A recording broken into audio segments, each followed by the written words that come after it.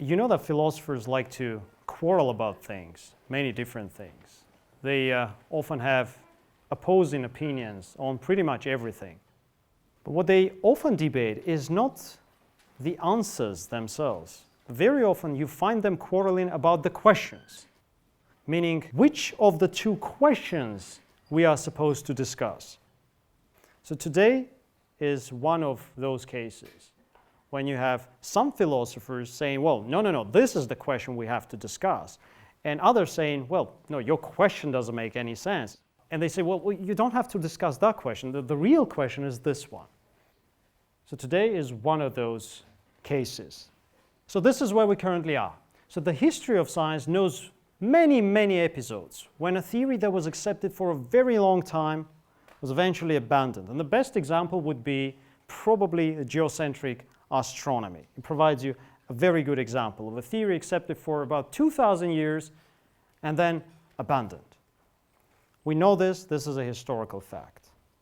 Now the question is, given that even time-honored theories become rejected, can we still claim that our current theories succeed in describing the world? This is the question. Do our best theories, the theories that we nowadays accept, succeed in describing the nature of mind-independent world? I'm going to explain the question. This here, we have the things as they exist independently of the human mind. You're familiar with the diagram. And here we have things as they appear to a human mind in experiments and observations. And finally here we have our accepted theories. Now you have two options here. Do our theories describe things as they actually are here, independent of our experience? Is this what our theories try to describe? Or do they only describe things as they appear to us in our experiments and observations? So you have two options.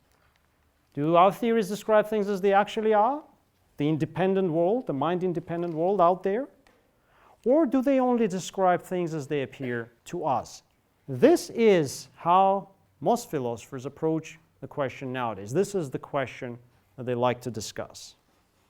If you say yes, our theories actually succeed in describing the nature of the world that is out there, and not merely our sensations, not merely our experience. If you say yes, this is the position that we nowadays call scientific realism.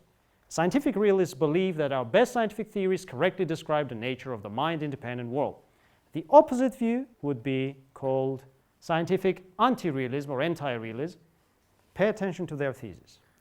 They do not say that our theories fail to describe the nature of the mind-independent world. That's not what these guys say. They say we're not in a position to know whether our theories succeed or whether they fail.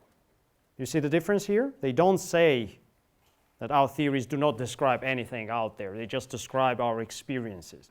That's not what they say. They say our theories describe our experiences, and as far as the external world is concerned, we just don't know. Okay?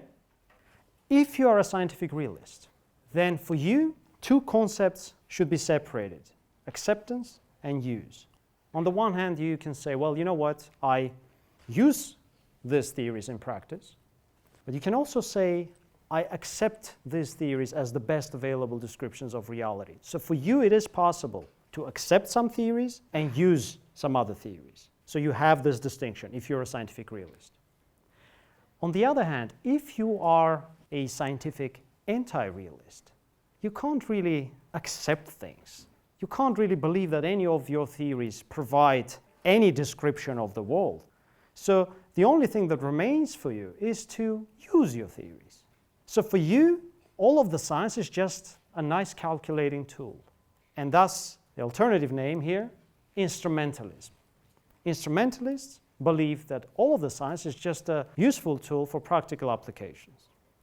Do you understand the difference between the two conceptions here? Is this clear? Very good.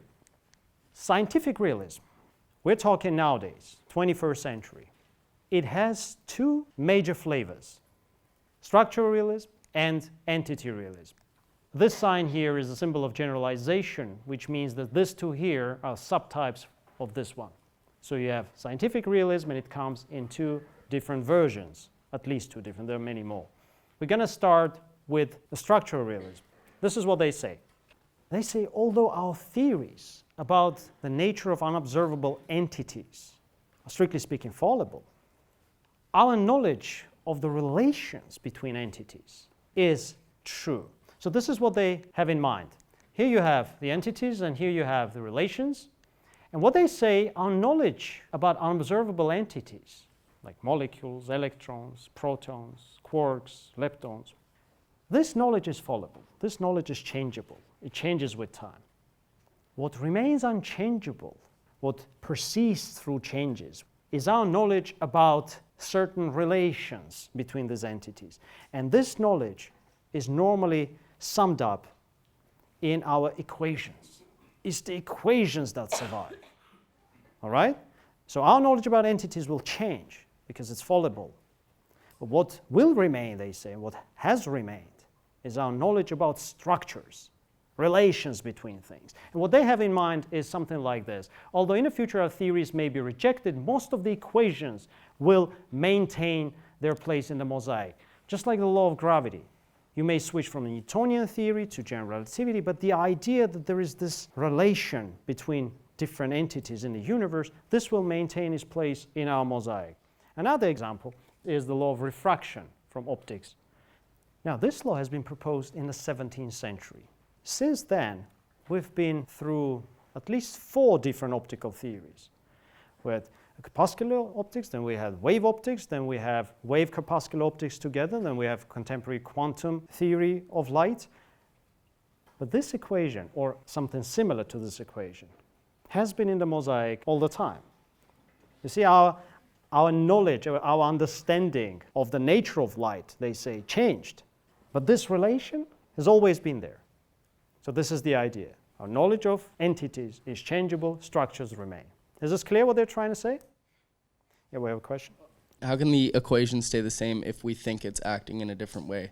Like, doesn't the equation take into account how we think it acts? What the champions of this view would reply to your comment, they'd say, of course, equations must change as you introduce new entities. But what remains is some sort of a structural similarity between different equations. So probably in one of the theories, this would signify one thing, in the other theory, it would signify something different. But essentially, there would be some structural unity that would remain. So on the surface, this is a very simple idea. Entities change, relations remain. But when you get to the details, it's not as straightforward as you may think. So what's the opposite view? The opposite view is anti-realism. And these guys say the exact opposite. They say, no, it's the knowledge of relations that is changeable.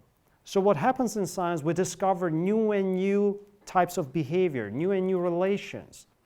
What remains unchangeable is our knowledge of entities. So once discovered, once established, the entities will remain in the mosaic forever. So it's like this. Our knowledge about relations between entities is fallible, but our knowledge about unobservable entities is true. And what normally they have in mind, they have things like molecule, once discovered. Can you imagine a chemistry of the future that doesn't deal with molecules? Probably not, they say. Another example would be atom, proton, quark. So these guys believe that it's the entities that will remain. We may or may not learn new things about these entities. We may, for instance, one day learn that there was this relation between a proton and, let's say, a neutron, of which we weren't aware, but the entities themselves will remain. You understand the difference between the two conceptions here? Very good. The problem is, no matter which one of these two you pick, you end up in a trouble. There's a serious problem here. Let's start with the structural realism. If you know some history of science, it shouldn't be very difficult for you to see that our knowledge of relations is actually changeable. It is not something infallible. Let's take a timeline. Let's go back to the early 17th century, the Aristotelian physics, and let's consider a simple case. We have here a Roman archer. I don't know why he's not Greek, probably because I was lazy and I couldn't paint a Greek one. I just stole this one from internet.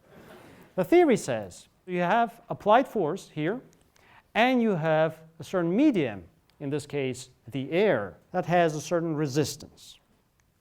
And then the arrow moves with a certain velocity. The theory says that if the force here is greater than the resistance of the medium, then the object will move and the velocity would be proportional to the force and inversely proportional to the resistance. So basically, the greater is the force, the greater is the velocity. And the greater is the resistance, the smaller is the velocity. So this is the idea. Let's sum it up here. So this is the first question, whether the force is greater than the resistance. If it is greater, then the velocity would be proportional to the force and inversely proportional to the resistance. But what about the case when the resistance in general is greater than the applied force? Like here, you have applied force, you have resistance. What will happen to the object? It won't move. It won't move. In simple English, if the force is greater than the resistance, then the object will move with a velocity proportional to the force and inversely proportional to the resistance. Otherwise, the object won't move. This was their law of violent motion. Now compare this one with the Newtonian law. The same situation in Newtonian physics. The same archer. You have a mass of the arrow. This now becomes an important variable. You have a net force, which would include this force and the force of gravity, everything, right? Net force. And then you have acceleration, not velocity, acceleration. So what Newtonian theory tells you, it says the acceleration of the body is proportional to the net force and inversely proportional to the mass. So the equation is completely different. Not only the equation, the meaning is different.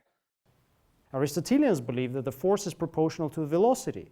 In Newtonian worldview, force is proportional to acceleration, not velocity, but change of velocity per unit time. It's a different idea. Can you really say that we maintained any part of the equation? Probably not. That would be too much of an exaggeration to say that. Let's take another example. Compare the classic law of gravity with its rough equivalent nowadays, general relativity, field equation. I'm not going to explain anything here. Just have a look. If anyone claims that these two have any structural similarity, I'd say, well, no, not really. Not only are they mathematically different, not only do they look different, appear different, they convey different meaning. Here in this case, you have an equation that connects any two objects with mass in a universe. And here you have an equation that gives you the value of a curvature of every point in a space-time continuum. It says that this point is curved this much, that point is curved that much. Two completely different ideas. There is no attraction in this equation, nothing like that. We have to conclude, I think, that the history of science says that our knowledge of relations is changeable.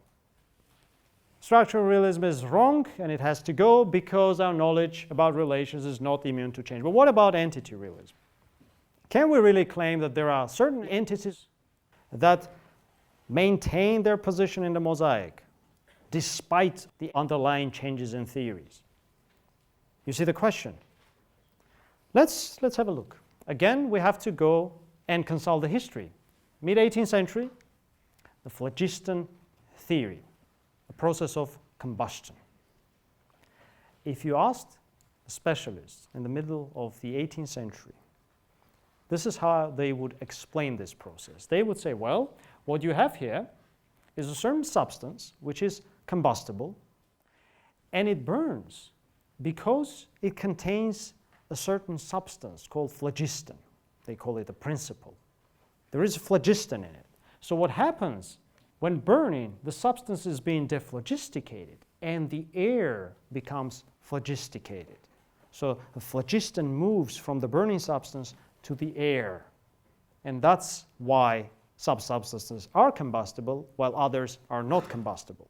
So in combustion, a burning substance becomes dephlogisticated while the air absorbs phlogiston here and turns into phlogisticated air.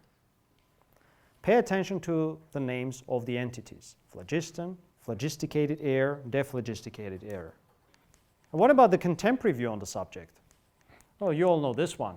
So we have here a certain combination of carbon, hydrogen, and oxygen. I don't know what this combination is. I don't know. We're not really interested. And we also have some oxygen in the air. And what happens? It turns into carbon dioxide and vapor. This is what we have. So chemically speaking, in combustion, a substance composed primarily of carbon, hydrogen, and oxygen combines with the oxygen in the air, and the products of the reaction are carbon dioxide here and water vapor.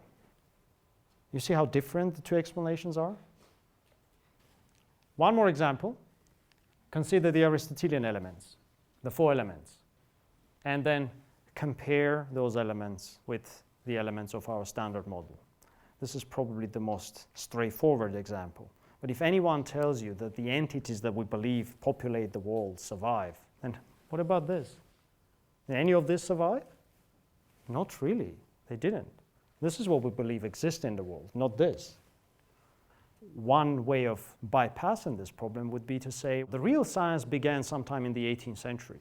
Everything that happened before that doesn't really concern us. That's not real science. But that would be extremely anachronistic, wouldn't it? If we choose that path, we have to be absolutely prepared. The future science will take the scissors and cut us out of the picture. If we cut out the science of the past of the picture, then we have to be prepared that we are going to be dismissed as well. Are we ready for that? And this example shows that anti-realism is no good. It's no good because entities are also changeable. Not the entities themselves, I mean our knowledge of entities, you understand that. So what do? Structural realism is no good because it assumes that our knowledge of relations is unchangeable, and this is not good. This is incorrect. Entity realism assumes that our knowledge of entities is unchangeable, and this is also not good. This is also incorrect. So what's wrong here? Why do they both fail?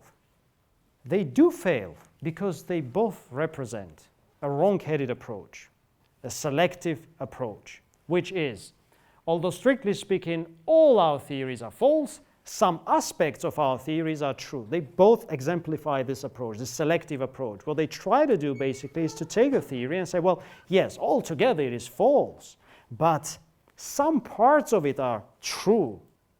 Basically, they're trying to distinguish between true propositions in a theory and false propositions in a theory. You see what they're trying to do? Some propositions are true, some propositions are false. Why do you think this is bad? Any ideas? You know enough philosophy of science to be able to answer this question. What's wrong with the selective approach? It's also called selective skepticism or selective optimism. It comes in different names, essentially the same idea, that some parts of the theory are correct while others are fallible.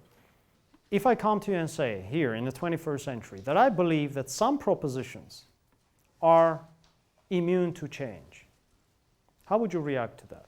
What's wrong with this approach? Anthony, wouldn't that kind of belief be based on infallibilism, which isn't generally accepted anymore? Very good, that's the point. If you say that yes, all our theories are fallible and yet some parts of our theories are infallible, basically what you're saying is that you can have absolutely certain synthetic propositions.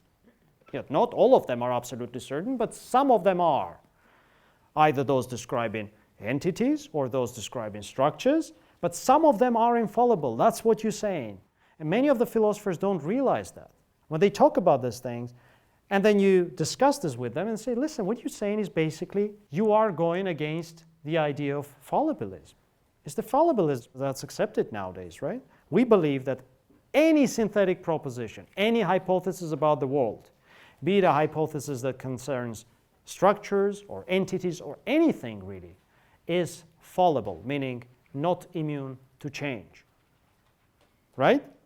I think we have established this. We have established this in lecture 2.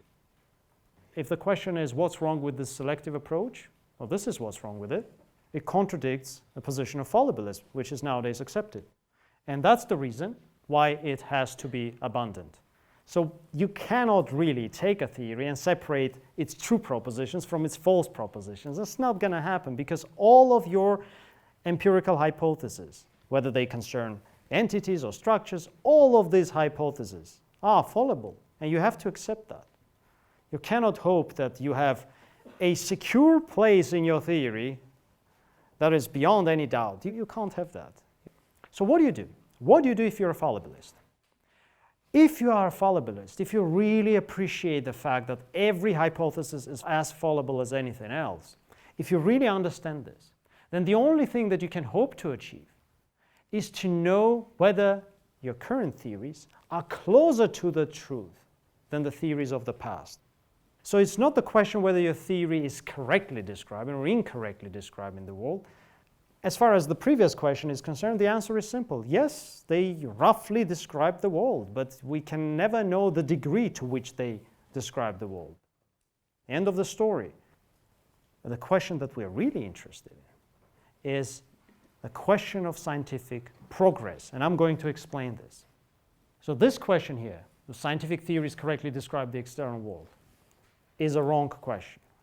The right question is this one. Does science actually progress towards the true description? Meaning, is it true that our current theories are at least slightly better in describing the world than the theories of the past?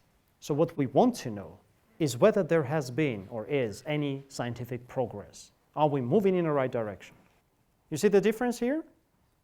This question doesn't assume that any part of our theory can be absolutely true. It doesn't assume.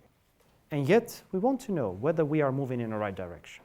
The reason why this is important is because we happen to believe that unlike many other fields of human endeavor, science is almost unique in a sense that a notion of progress can be properly applied to science.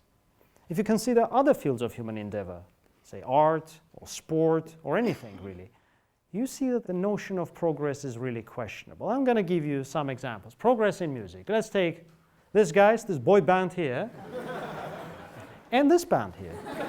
Can anyone in a sober mind really argue, unless you're 13 really, and have never heard anything but... I'm not claiming that one is better than the other.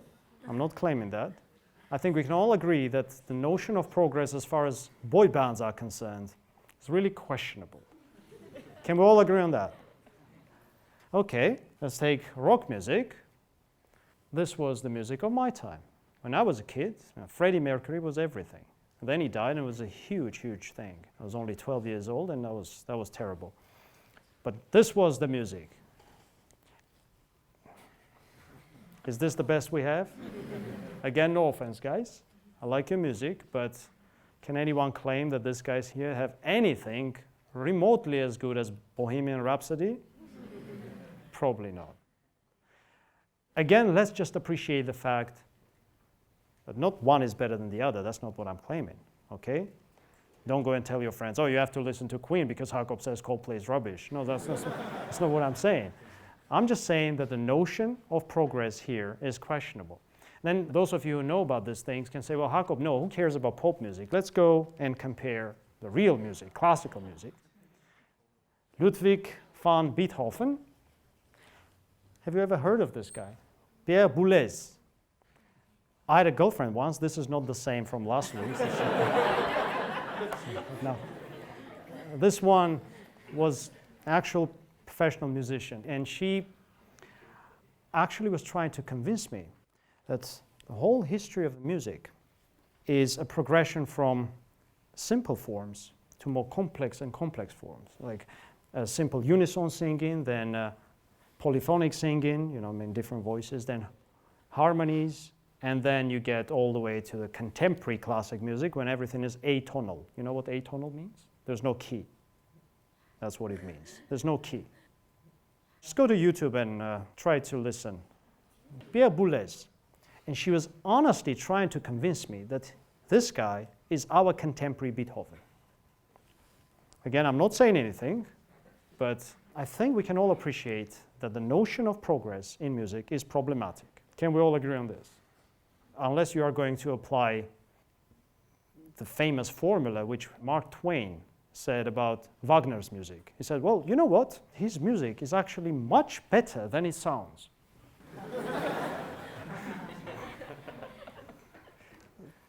Okay, what about visual art? You say, well, okay, forget about music, but in visual art, we have progress. After all, we started from something like this, and then we moved on all the way to, something like that. To which I can say, well, but you remember what happened after that, right? You have this, expressionism, and then you have all sorts of cubism and stuff, and then things like that, and all the way to this. I think it's agreed among professionals that as far as visual art is concerned, we don't have really progress from worse to better. What we really have is a proliferation of different forms, different techniques. So if there is any progress, it is in a sense of creating new forms of approaching the subject.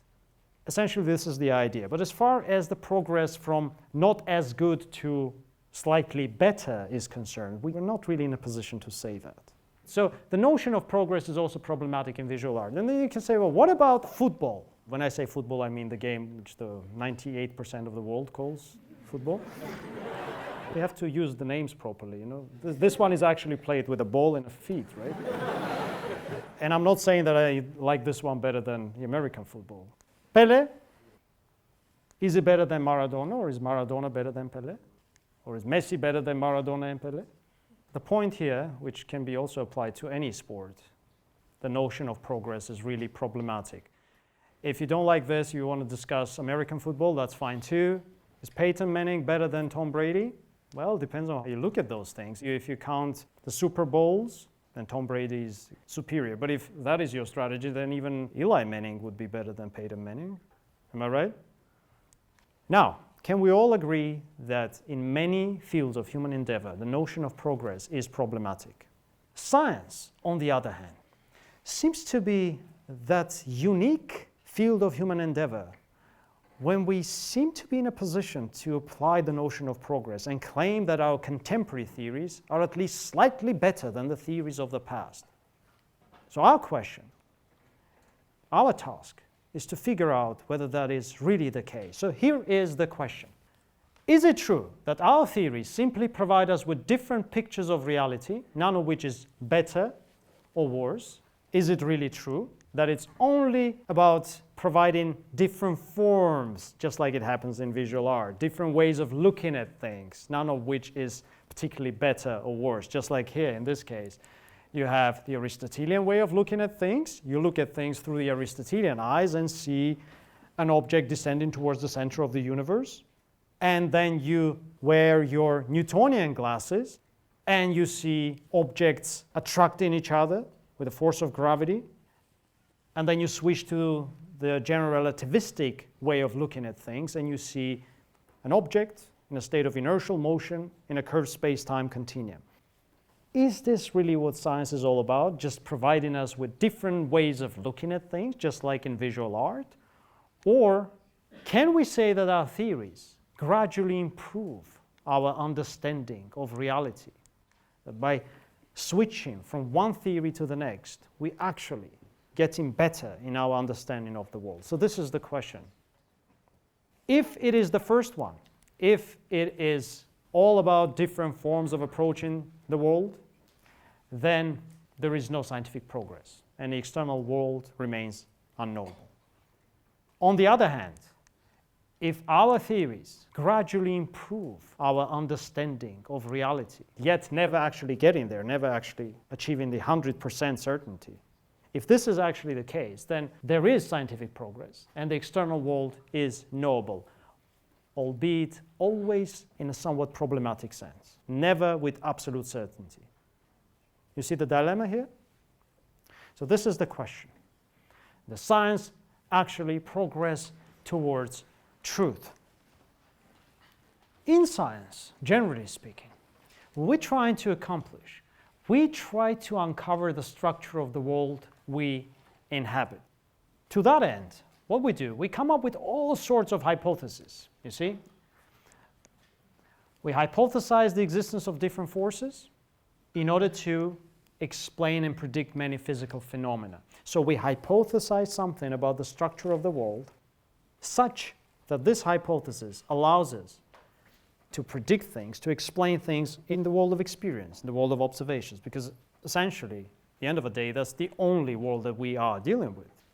But in order to explain things that we see, hear, taste, we hypothesize some internal structure.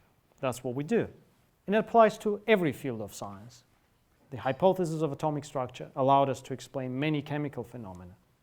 We postulated the existence of evolution so that we could explain biological processes. And the examples are endless. Take any science and you see that we hypothesize something, to explain the world of phenomena, the world as it appears in experiments and observations. Okay? Now, the question here is, can we say that our hypothesis here concerning the inner structure of the world progress towards the true structure? This is essentially the same question, the question of progress. Does science actually progress towards truth? Yes and no. If you say yes, this is the progress thesis. Science progresses towards truth, meaning that scientific theories provide increasingly correct descriptions of the external world. If you say no, this is the no progress thesis, which basically says that we are not in a position to know whether we progress towards truth. You have to pay attention. This is not the same question as the initial one. The initial question was whether our best theories provide us with a correct description of the world, end of the story. And that question, as I was trying to argue, is a wrong-headed question because it is based on an infallibilist assumption, an assumption that some parts of our theories may be absolutely correct. And we cannot accept that question. If you're a fallibilist, this is the right question to discuss. This is the question to address if you're a fallibilist. This reminded me of one more story I have to tell you. I met this guy a few years ago. He was in his early 40s, and he was married to his 5th wife at the time. And I couldn't help it. I had to ask. I said, listen, why bother, really? I mean, 5, I understand once or twice, you made a mistake. And like, what's the point? Do you really enjoy the process? I don't know, the wedding preparations, bachelor party, all this sort of thing. Like, what's the point? He said, no, I actually hate those things. Not very fun and extremely expensive. And so, well, then what's the point? Like, why would you do that? I said, you see, I used to believe that there can be such a thing as progress in marriage. And I was aiming to make sure that my next wife is at least slightly better than the one before. And I said, any luck? He said, no, not really. Is there such a thing as progress in science? Does science actually progress towards truth? The first thing to do, you may think, okay, we have a theory of scientific change. What does the theory of scientific change tell us about this whole thing? Let's consult the theory of scientific change. Well, if we consult that theory, then we have to have a look at the second law, which says if you want to convince the community, you have to meet their expectations. This is the second law. Then we have to take the definition of acceptance. What does it mean for a theory to be accepted? It means to be considered the best available description of its particular object. It could be a formal object or natural object or social object. If you put these two together, then it is certain that any scientific community is always going to have a sense of progress.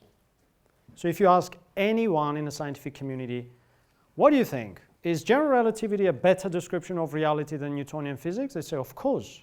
That's the very reason why we accept general relativity in the first place. So if you ask anyone within the scientific community, the answer to the question of progress is always going to be positive, right? Because that is the very reason why we subscribe to the theories we subscribe nowadays. If we didn't believe that they are slightly better than the theories of the past, we wouldn't accept them. The scientific community always holds that there is scientific progress. So if you ask the community, the answer is always positive. I'm going to give you a few examples. The theories, the methods. Imagine a community, extremely conservative one, that believes that the Word of God, this book here, is the only source of infallible, true knowledge. Suppose, for the sake of argument, you have this community. If you accept this, then you're only going to accept those things which are found in the Word of God. This would be your method, and this is by the third law. But even this extremely conservative community can actually manage to learn new things and can actually manage to change their method. What if they discover a new fragment of the Word of God? Let's say a new scroll. And suppose, for the sake of argument, it says in the newly found scroll that our senses are trustworthy, for they are given to us by God so that we could study the world. But the moment you accept this, you have to modify your method. So this is what happens. First, this belief has to be modified. You cannot say that the Word of God is the only source of knowledge. It's one source of knowledge, because now you have the senses too. Now you have two sources. Revelation, the Word of God, and also things that you learn through your senses. Make sense? The moment you accept this new belief, your method changes by the third law. A theory is acceptable if it is revealed in the Word of God or if it is based on observations. Completely rational transition. And even this community will necessarily have a sense of progress.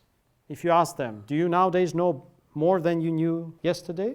So of course, that's the reason why we changed our theories. If we didn't believe that we progress, we wouldn't change our theories. So essentially, this is a very interesting approach, but it doesn't do much. The problem with this approach is that it seems to be question-begging. It is a question-begging approach because both of these propositions, both of the premises, are true by definition. This is a definition. It's a definition of acceptance. And this one here follows from a definition of employed method. You remember, the second law was a tautology. So you put two tautologies together and solve a problem, well, that's a very cheap solution. Because the question is not what scientists themselves think about progress. They're always going to say there is progress because of this thing. The moment they switch from theory A to theory B, they are going to believe that theory B is a better description of the world than theory A, otherwise they wouldn't switch to theory B. So this is true by definition. Ask any scientific community and they will believe that there is progress. So the question is not what scientists themselves think about the process, but whether they actually succeed in approximating the truth. That's the question. And for this, you have to find some other approach. It is a historical fact that science has been empirically successful. We can all agree that as far as the predictive power of science is concerned, there has been an unquestionable progress. So if you compare the science of the 21st century and the science of the, let's say, 17th century, it is unquestionable that we are capable of predicting more, doing more things. Our predictions are much more accurate and precise. So as far as the world of phenomena is concerned, there is no question that our predictions become more and more precise, more and more accurate. But this is not the question. Nobody denies that there has been a serious progress as far as our description of phenomena are concerned. The question is whether we are getting closer to the true picture of the world as it really is out there. Now, nobody denies this. So the predictions of our theories become increasingly precise and accurate. So by advancing new hypotheses about the inner structure of the world, we gradually increase our overall predictive power. We hypothesize the existence of a curved space-time continuum, and we predicted many astronomical phenomena.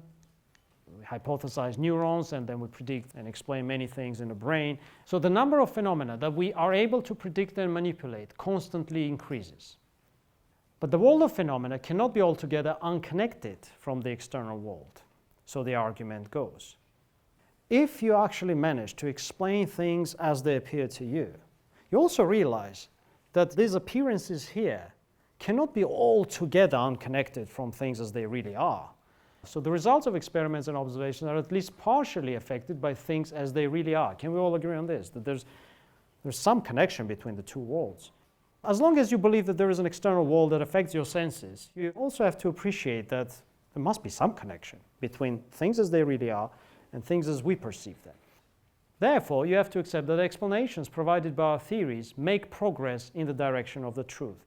So as our overall predictive power increases, generally speaking, this will be a good indication that we are actually progressing in the right direction. So this is the argument. Science has been empirically successful, and by empirically successful we mean predictions of our theories become increasingly precise and accurate. So when it comes to experiments and observations and things that we actually observe, we get increasingly accurate and precise. On the other hand, we also accept that reality affects phenomena, that there must be some connection between the two, that the world of phenomena, the world of experiments and observations is somehow affected by the external world, that it is not a complete illusion, that something from the outside affects us. You put these two together and you arrive at the thesis of progress thesis. Science has been progressing towards truth. The explanations provided by scientific theories are increasingly correct. The idea here is very simple. If this were not the case, then the empirical success of science would be just a miracle. If we somehow manage to predict more things, manipulate more things, and yet this didn't tell us anything about the world as it really is, That would be just a miracle. The only way to explain why is it that we are so successful in our predictions is to appreciate that we are actually moving closer and closer and closer to the correct description of the world, generally speaking.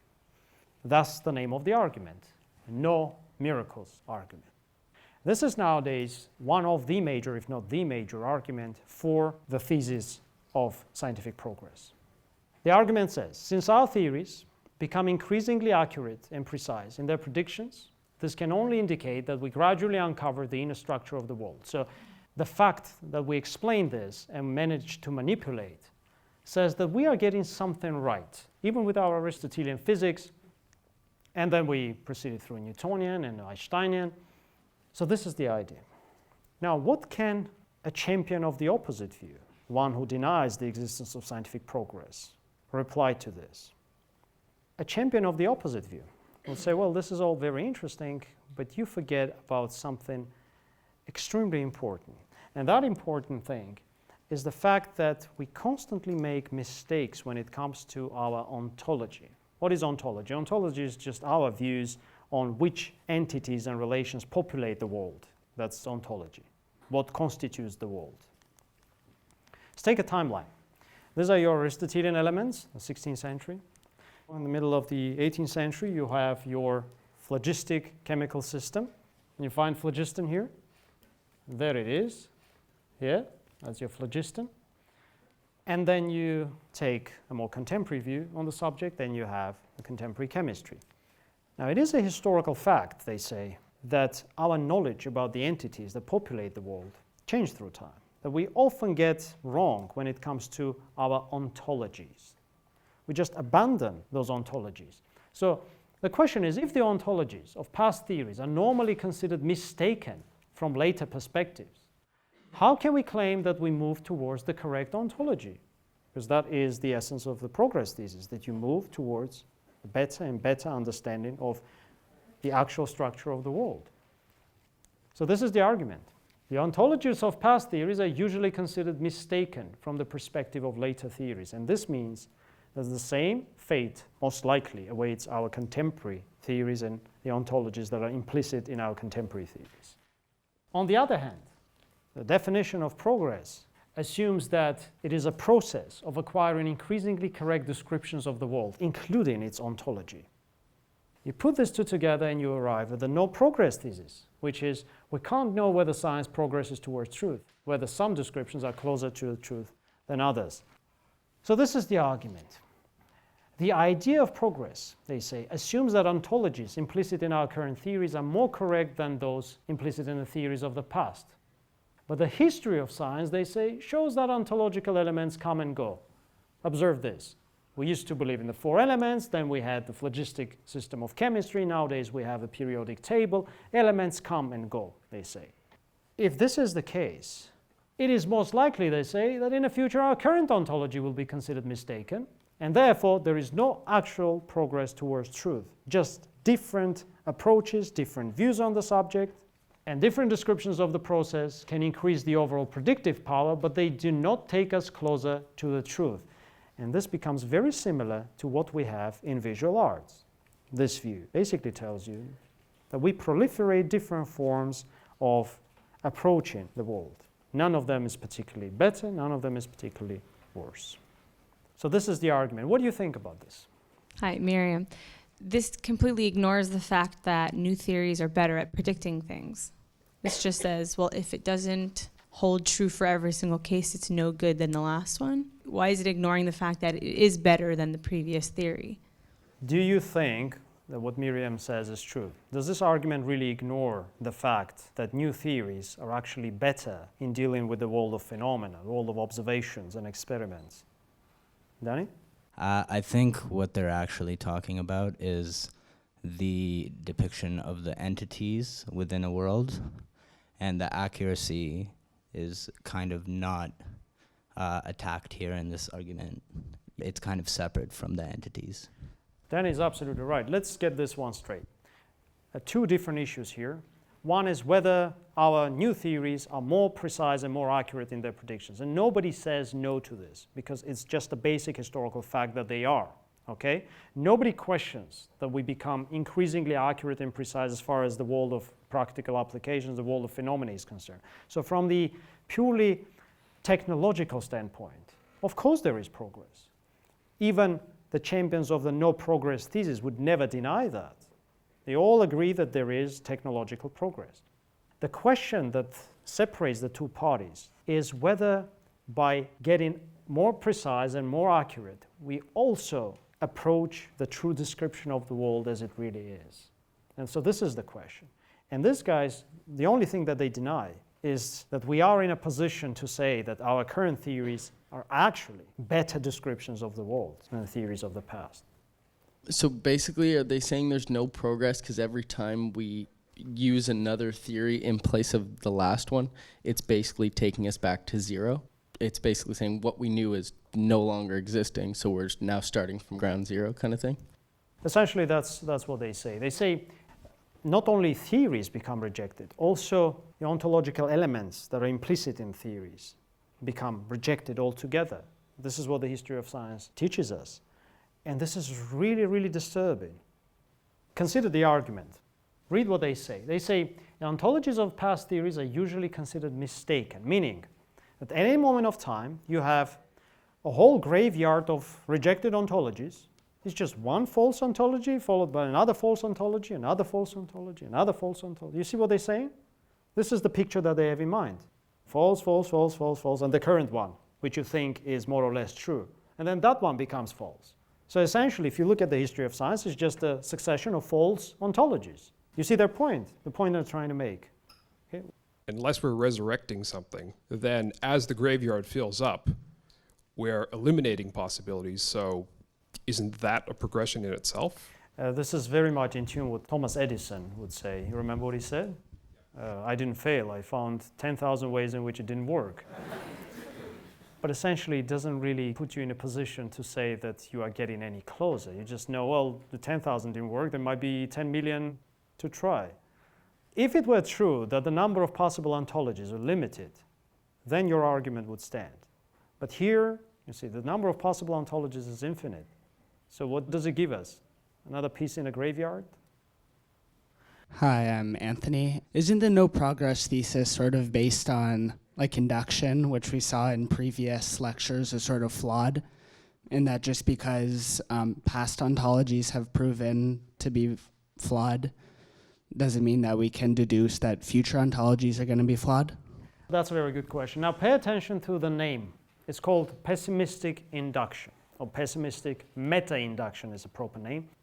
The reason why this is called induction is because we base our prediction of a future possibility of our current ontology to be rejected on past rejections. We say, well, in the past, this is how it has happened. We had a theory that was accepted, and then the whole ontology of that theory was thrown away. And then that happened with the second theory, or the third theory. And now we have this theory here, which we believe has good chances to be rejected too. Well, why not, right?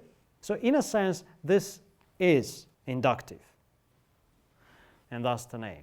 But I think a case can be made that the same premise here can be also justified without any use of induction. The reason, I think, the main theoretical reason why we nowadays believe that our theories have a serious chance of being rejected in the future is based on our fallibilism. It's because we are fallibilists, not because of the history of science, not because of the track record of graveyard, not because of that, or not merely because of that, but mainly because of the fact that we know that our theories are fallible. And as a fallible theory, it has a very good chance of being replaced by something else, right? So even though in literature this argument is called pessimistic meta-induction, I think it can be formulated in such a way that it avoids the use of induction. Miriam, and then here. How much can we separate or divorce ontology from predictive laws and theories? Because I don't know a lot about ontology, but aren't they so closely linked that you can say, well, theories and laws progress and ontology just follows it, or ontology is just the child of theories and laws, so it should also progress? These guys here, the no progress thesis guys, they essentially separate the predictive power from the ontology. And isn't it the case that the equations of a theory that are meant to predict things are actually connected to the ontology that comes with it? So you can't really have one without the other. That's your question, right? Now, it's a historical fact that the same phenomenon was very well predicted by many different theories. Astronomical theories are a very good example. You know, you had your Ptolemaic astronomy, the geocentric astronomy, and then you had your heliocentric astronomy predicting the same phenomena with completely different ontologies. So their structure of the world was different, and yet they predicted the same visible effects. Let's take another example, the one that you know, the falling apple. The same phenomenon can be predicted by Aristotelian physics, by Newtonian physics, and general relativity, which, as you know, come with completely different ontologies. So it is possible for two theories to produce exactly the same predictions and yet postulate completely different structures of the world. You remember last time we covered the principle of complexity that is implicit in our contemporary science, which is the idea that there is more to the world than meets the eye, remember? And there was the second principle, the possibility of post hoc explanations, which is the idea that any phenomenon can be given many different contrasting explanations. This is basically the idea. You can have exactly the same prediction from two theories that have nothing in common when it comes to their ontologies. And we had that. The best example nowadays is the so-called interpretations of quantum mechanics, which are not really interpretations, which are different theories, if you think about it. They have exactly the same predictions. They reproduce the predictions of the accepted orthodox quantum theory, and yet they postulate different ontologies. They come with different ontological elements. And this is one of the reasons why the champions of this view say, well, you know what, you can have the same predictions with different ontologies. Then why bother? What makes you think that this ontology is better than the other one, right? If you can have the same prediction, how do you choose over competing ontologies? Our theories are getting better at predictions, right? Like our predictive powers of our theories are better. Like you were saying that two theories can have two completely different ontologies, but predict the same thing, like in the case of the falling apple and relativity. But we accept relativity because it predicts certain things that Newtonian physics can't.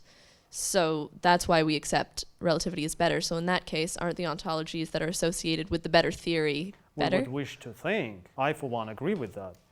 But then the champions of this view say, give us any set of predictions, and we can give you the same exact predictions with a completely different ontology. You see? That's their point. And we know that this is possible because we know about the possibility of post hoc explanations, that after the fact, you can explain anything in any possible way. Think astrology here, right? After the fact, everybody is smart. So the debate can go on forever. And yet, I believe there is a way to entangle this conundrum. This is what I suggest. I think there is something extremely wrong with the way this argument is constructed. Pay attention to the way they formulate this. The way we define progress, we do not think that our current ontology is absolutely correct, merely that it is a better approximation than the ontologies of the past. Can we all agree on this? This is not very contentious. I think this is clear. If you're a fallibilist, you believe that your current ontology is slightly better than the ontologies of the past. Again, never absolutely correct. Is this clear? Yeah. If this is so, then we can't say that past ontologies were absolutely false. So there is no such thing as a graveyard of false ontologies. If you're a fallibilist, then strictly speaking, you have to say that the ontologies of past theories are not as good as our current ontologies, right? If there is no absolute truth, it means there's no absolute falsity. Am I right? Two sides of the same coin. If you say that your current ontology is only slightly better than the ontology of Newton, and Newton's ontology is only slightly better than the ontology of Descartes, and Descartes' ontology is slightly better than the ontology of Aristotle, it means that those ontologies are not absolutely false, merely that they are not as good as our current one. We do not believe that we commit ontological mistakes. Quite the opposite. We believe that we commit ontological progress, that we are getting better and better and better, and the previous ones are not rejected in a sense that they are considered absolutely false. They are rejected because we believe we have something better. We do not believe that Newton was absolutely wrong, just like we do not believe that Aristotle was absolutely wrong with his four elements. We believe that there was some rational content in that. the fact that there are liquids and solids and gases and fire, they got something right. We no longer believe that there is element earth, element water, element fire, element air, but there is some true content in that. Nowadays, we do not believe in the idea of a graveyard of ontologies. We believe in a succession of ontologies, where every future ontology tries to improve on the ontology of the past. Therefore, this thesis, the premise of ontological mistakes, is wrong. And the whole argument is flawed. Okay? Very good. Let's sum it up then. So this is the problem. The progress thesis. The major argument for the thesis is no miracles argument. And here, the major argument is the pessimistic meta-induction argument. And nowadays, we have reasons to believe that this argument is flawed because it is based on a wrong picture of science, on the idea of graveyard of false ontologies, which we don't think is the case. And if this is the case, then I think we can tentatively say that there is scientific progress, although we also have to appreciate that the question is far from settled. So consider this Hakob's position. But you can't say that this is the accepted view. As far as this question is concerned, there is no accepted view. It's an open question. There's a debate among philosophers, okay? Very good. Now, next time, my favorite question of all. What is the difference between science and pseudoscience or non-science, after all? Is there such a thing that makes something a proper science as opposed to all those pseudo-scientific exercises? We're going to talk about this next time. Thank you very much.